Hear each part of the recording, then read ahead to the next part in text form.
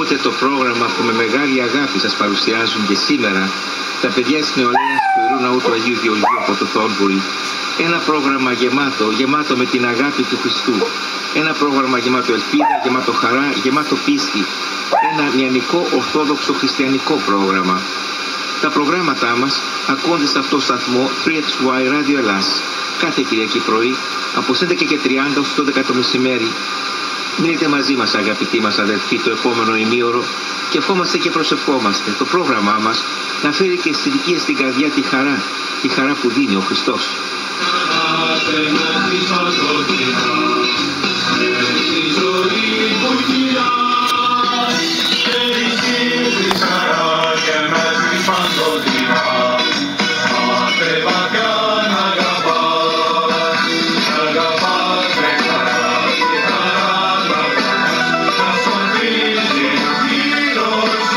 Μέσα στα συγγράμματά του ένας μεγάλος πατέρας της Εκκλησίας μας παρουσιάζει τη ζωή, αγαπητέ μας αδελφέ, σαν μια κοιλάδα δακρύων.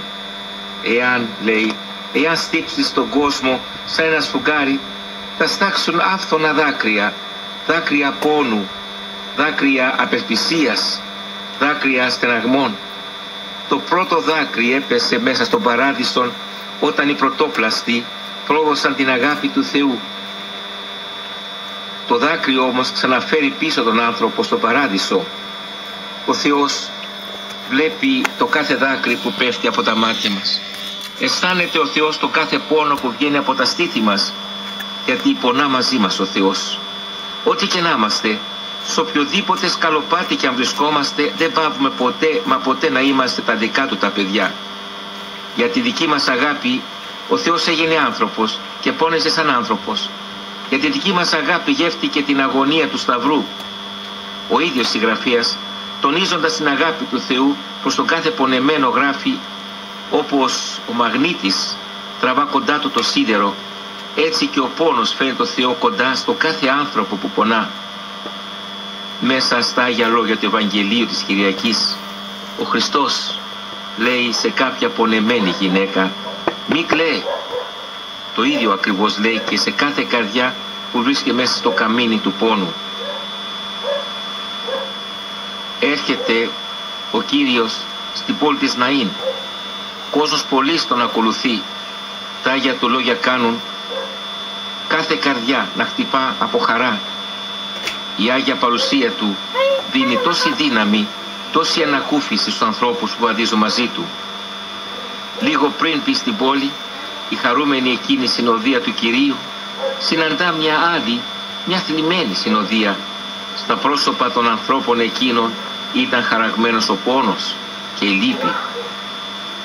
Τα μάτια τους ήταν δακρυσμένα, οι καρδιές τους ήταν γεμάτες από στενοχώρια. Ξεκομίζεται το τεθνικός, συνόδευαν ένα νεκρό στην τελευταία του κατοικία. Ο πόνος στο κατακόρυφο, Υιός μονογενής και η μήτερα αυτού ειν χήρα, μια γυναίκα χαροκαμένη 2 φορές. Την πρώτη φορά έχασε το σύζυγο και σύντροφο της ζωής της. Αυτή τη φορά χάνει ό,τι της είχε απομένει, το μονάκριβο παιδί της. Πόσο πόνο μπορεί να χωρέσει μια καρδιά,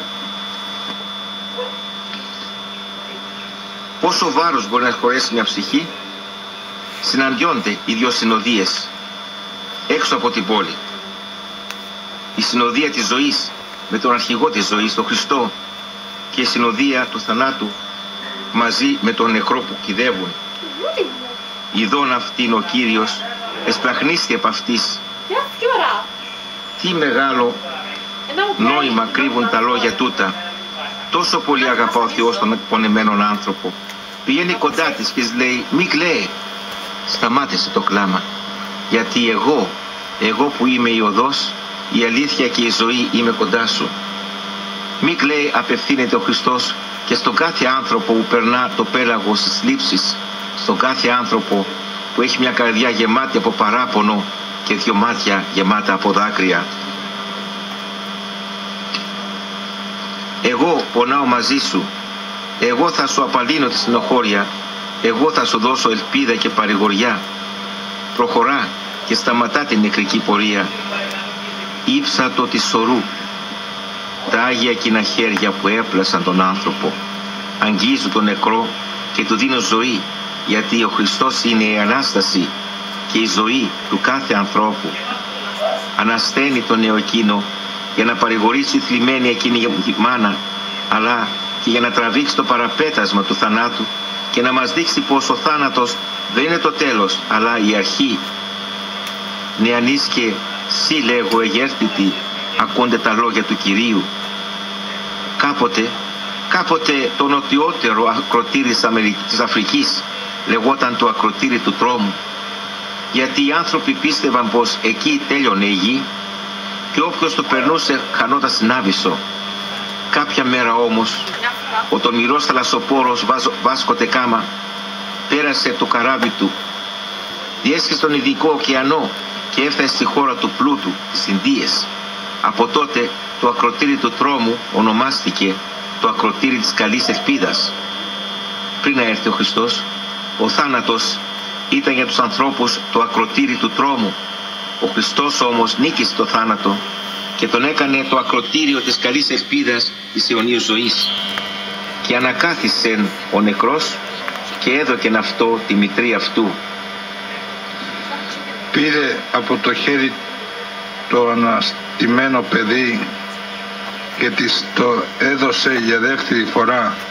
Την πρώτη φορά όταν γεννήθηκε και τώρα όταν αναστήθηκε. Ποια λόγια μπορούν να περιγράψουν τη χαρά της γυναίκας εκείνης? Το κλάμα της έγινε χαρά. Το δάκρυ της έγινε η συγκίνηση της ευτυχίας της. Η ζωή μας, αδελφή ψυχή, συμβαδίζει με το κλάμα. Μόλις γεννηθήκαμε, κλάψαμε πριν γελάσουμε. Με το κλάμα θα φύγουμε από τη ζωή. Μεταξύ του πρώτου και του τελευταίου κλάματος μας θα κλάψουμε πολλές φορές στη ζωή μας. Όταν και ο δικός σου πόνος είναι μεγάλος, όταν οι στεναχώριες χτυπούν τη ζωή σου η μια μετά την άλλη, όταν τα μάτια σου γεμίζουν δάκρυα, να σηκώνεις με την προσευχή σου το βλέμμα σου ψηλά προς τον ουρανό. Θα ακούς και εσύ τη φωνή του Θεού να ψιθυρίζει και στη δική σου καρδιά. Μη κλαίει, εγώ θα σε ανακουφίσω, εγώ θα πάρω το πρόβλημά σου, εγώ πονάω μαζί σου. Την αγάπη και την προσευχή μας στέλνουμε σε σένα που μας ακούς από το ραδιόφωνο σου τη στιγμή τούτη, αγαπητέ μας αδελφοί ή αδελφοί.